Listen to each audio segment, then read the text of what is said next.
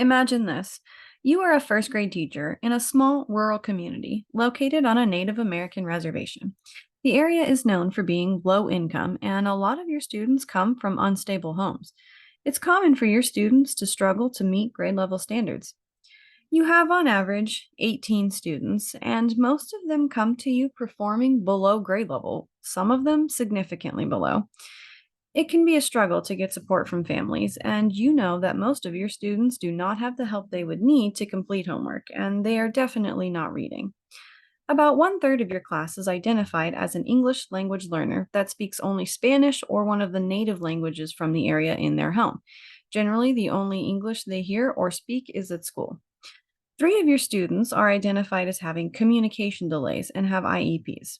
Two of your students are identified as life skills students and only spend a small amount of time in your classroom, mostly social emotional time like morning meeting. One of those students is working on transitioning out of the life skills classroom because she is academically capable of being in the general education classroom more. The other student is not ready to leave life skills and often has behavioral outbursts that interrupt the learning environment. With all of that, you might think it's impossible to teach this class, but teach them you must. So, how? First, we need to think about how we assess these students in all subject areas. Rather than traditional testing methods like paper and pencil, consider activities that allow you to see each student individually and what they can really do. For example, group projects and performance tasks allow you to see a student physically participate in or perform a skill in an authentic environment. Anecdotal notes and observations are particularly valuable at this age level because they are taken in an authentic manner. In short, meet your students where they are, no matter where that is, and help them to build where they need to be. Remember that data doesn't always tell the whole story. So, how do we get there? With this population of students, it's important to begin with explicit instruction. According to a article published in Reading and Writing Quarterly in 2009 by William Ripley, different types of learning require varying degrees of teacher directness or explicitness and control. Regardless, the teacher is an integral part of the learning, and communication between teacher and student is critical.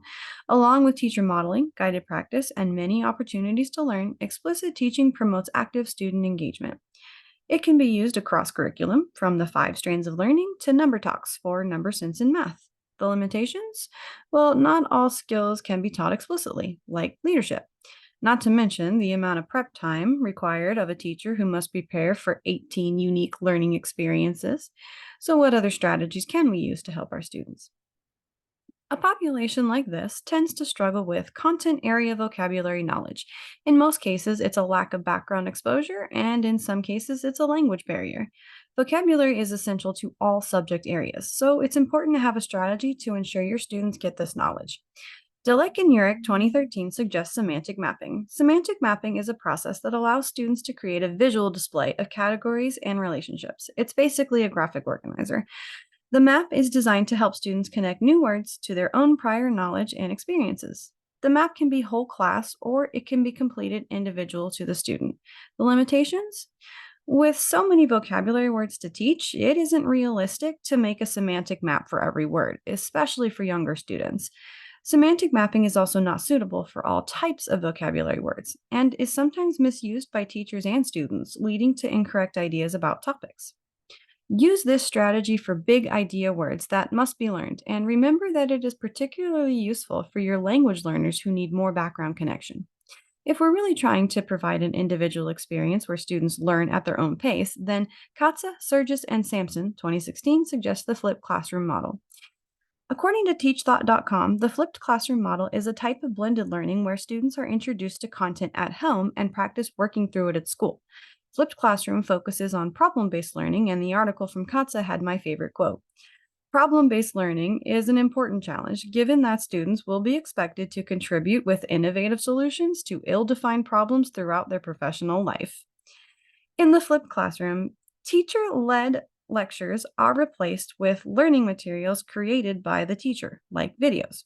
Those materials are shared with the student and they work with them at home.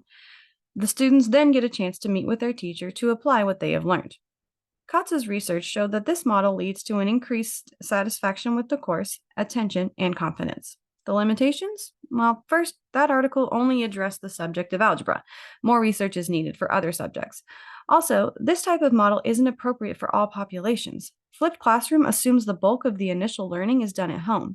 This assumes that there's an adult around for assistance.